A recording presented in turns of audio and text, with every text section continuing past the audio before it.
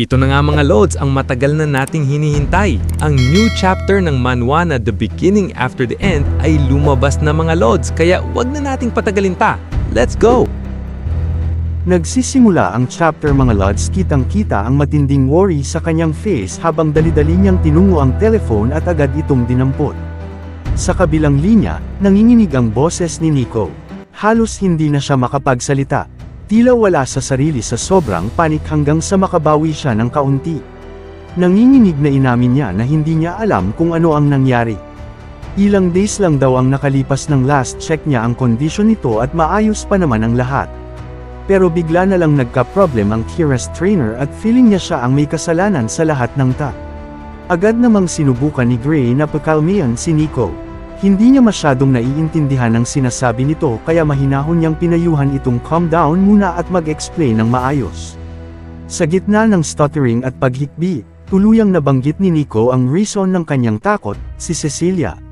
Nagkaroon na naman daw ito ng isa sa kanyang accidents. Halos nagmamakaawa si Nico nang hingin kay Gray na pumunta sa school. Habang nakikinig si Gray, parang natigilan siya. Hindi niya alam kung ano ang dapat gawin kaya tahimik lang siyang nakinig sa kabilang linya. Nagpatuloy si Nico at ipinaalam na andoon na ang mga enforcers. They're conducting an investigation, nagtetanong sa mga students at nagko-collect ng information. Ramdam na ramdam sa boses ni Nico ang intense fear habang iniisip ang possibility na baka kunin si Cecilia. Sa huli, hindi na niya napigilan ang tears habang paulit-ulit na nagmamakaawa at humihingi ng help. Sa mahinang voice, agad na nagtanong si Gray tungkol sa kondisyon ni Cecilia. Ang tanging gusto niyang malaman ay kung safe pa ba ito at hindi injured. Mabilis namang tiniyak ni Nico na okay si Cecilia at walang serious injury. Pero may bigger problem pa raw. Matindi talaga ang nangyari. Sa sobrang loss of control, winasak daw ni Cecilia ang part ng administration building ng academy. Dahil dito, napaisip ng malalim si Gray. Alam niyang kapag hihingi siya ng permission kay Lady Vera para pumunta sa academy, malamang babawalan lang siya nito. Sasabihin lang na wag makialam at I leave na lang sa enforcers ang lahat. Kaya kahit heavy sa kanyang heart, sinabi na lang ni Gray na pinaiiwas ang lahat sa area at hindi rin naman siya papapasukin kahit magpunta siya roon. Sa kabilang linya, halos whispering na lang ang reply ni Nico. Kung hindi man siya makakapunta sa school, baka naman pwede silang mag-meet sa ibang place para mapag-usapan ang dapat gawin in case na subukan talagang I-lock up si Cecilia. Pero hindi na natapos ni Nico ang kanyang sasabihin dahil agad siyang pinigilan ni Gray. Ipinaalala nitong hindi pa naman nila sure kung mangyayari nga iyon kaya wag agad magpanik. Para kay Gray, ang taong puno ng fear ay madaling malunod kahit sa shallow water. Pero ang kalmadong tao ay kaya tawirin kahit ang malalawak na ocean. Ang importante muna ay manatiling calm. Dahil dito, unti-unting kumalma si Nico at nagtanong kung saan sila pwede magkita. Instead of giving a location, humingi ng sorry si Gray. Hindi siya makakaalis dahil may lessons pa siyang kailangang i-handle. Gayunpaman, sinubukan niya pa rin na i-lighten ang mood ni Nico. Tiniyak niyang magiging okay din ang lahat at pinayuhan itong iwas muna sa trouble. Sa isip ni Gray, baka isa pang ang good opportunity ito para manotice ng iba ang kondisyon ni Cecilia at finally makahanap ng proper help para sa kanya, hindi na lang umaasa sa inventions ni Nico. Tahimik na lang na tinanggap ni Nico ang sinabi ni Gray. Nagsorry pa ito at sinabing naiintindihan niyang marami ring burden si Gray lalo na't sinusubukan nitong i-perform ang heavy role bilang hari. Sa huli, nag-decide si Nico na i-end ang call. Pero bago tuluyang ibaba ang phone, nakiusap si Gray na i-call siya ulit once they know na kung ano ang plano ng enforcers. After that, ang tunog na lang ng pagbaba ng telephone ang umalangaw sa room habang nakatayo pa rin si Gray, parang may mabigat na iniisip. At pagbalik sa present, habang nakahiga pa si Arthur, bumalik sa kanyang memory yung event na yon. Paulit-ulit niyang kinukumbinsi ang sarili na magiging okay ang lahat. Kapag paulit-ulit daw sinasabi sa sarili mo ang isang bagay, darating ang time na magsisimula kang maniwala. Pero para kay Arthur o Gray, ang memory ng araw na yun ay isa sa mga bagay na hinding-hindi niya makakalimutan. Dream man yun o hindi, biglang shift ang scene sa madilim na prison cell kung saan naroon ang isang old man na tahimik na nakikipag-usap sa kanyang assistant. After the series of chaos last night, ipinaalala niya rito na pagkatapos lang ng tasks ay mas mabuti nang mag-rest agad. Tahimik na tumango ang kanyang subordinate bago umalis para sundin ang order.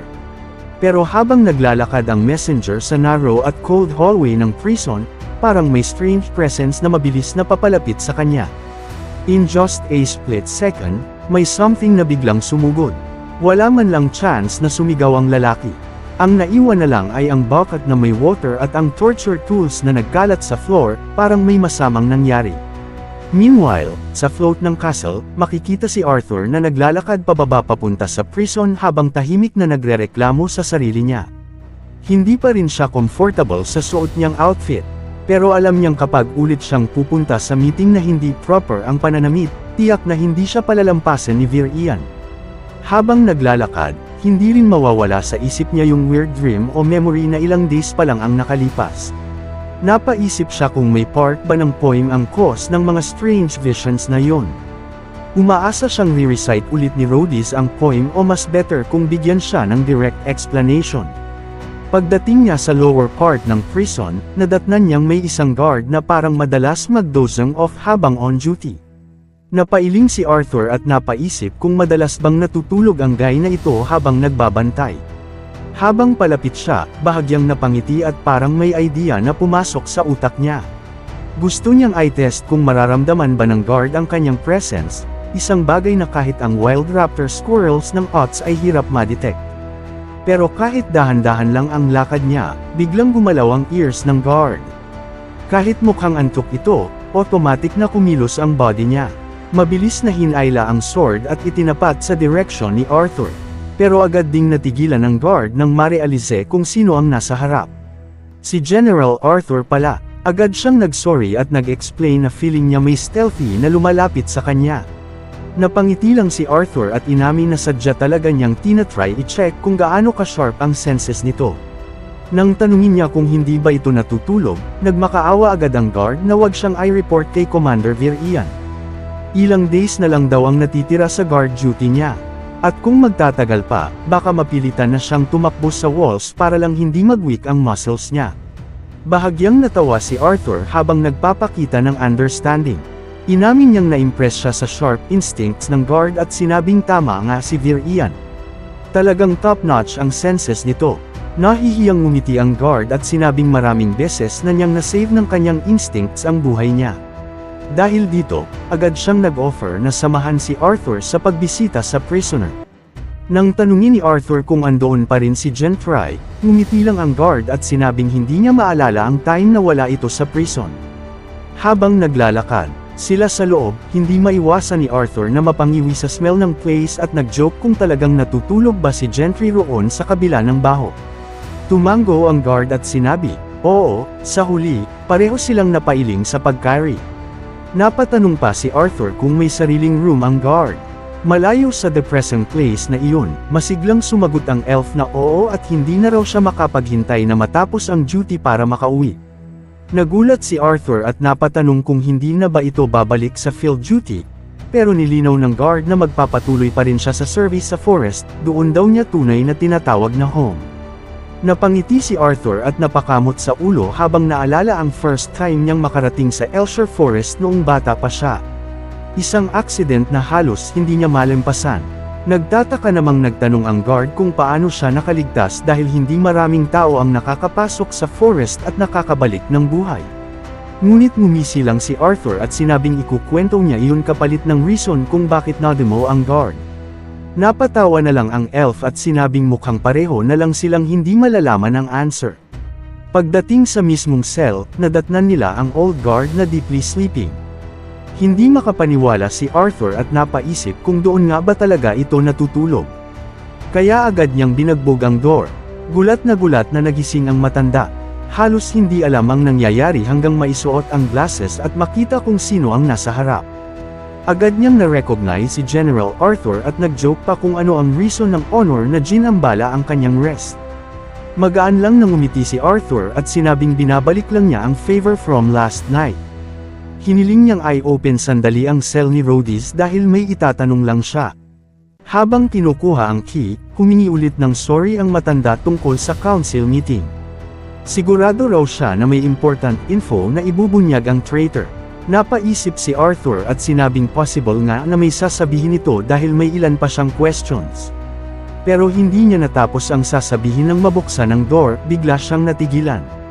Sa loob ng cell, bumungad sa kanila ang bloody body ni Into, ang assistant ng matanda. Nakahandusay sa floor at mukhang walang buhay na. Mas lalong shocking ang next na nakita nila. Sa pinakaloob ng cell, naroon ang prisoner na si Uto. Pero hindi na rin maganda ang nangyari sa kanya. Ang buong body nito ay parang tinaga taga ng sharp shadow spikes na naka-embed sa flesh. Nanlaki ang eyes ni Arthur habang sinusubukang i-process ang nangyari. Hindi niya ma-imagine kung paano ito posible, lalo pat dapat ay naka-restrain ang mana ng prisoner. Nagmadali ang matanda na lapitan si Into para i-check kung may buhay pa. Habang ang elf guard naman ay mabilis na nag-scan sa paligid. Pero kahit gaano ka-alert, wala siyang na-detect na ibang presence. Nakatulala si Arthur, pilit na iniintindi ang mystery sa harapan niya. Impossible, nakakabit pa rin ang restrainer. Kung ganoon, sino ang may kagagawan? Ngunit nang lingunin niya ang isa pang cell, mas lalo siyang na-shock. Doon, nakahandusay ang cold body ng former Dwarf King. Patay na ito. At dito lang nagtatapos ang chapter na ito, mga lods. Huwag niyong kalimutang mag-like, mag-comment, at mag-subscribe sa YouTube channel natin, at mag-follow sa Facebook page. Salamat sa panunood. See you sa next recap. Kung nagustuhan mo ang mga video na ito ka-T-Recap, don't forget to leave a like and subscribe, at i-hit mo na rin ang notification bell para updated ka sa mga bago pa natin mga video. Salamat at maasim na araw.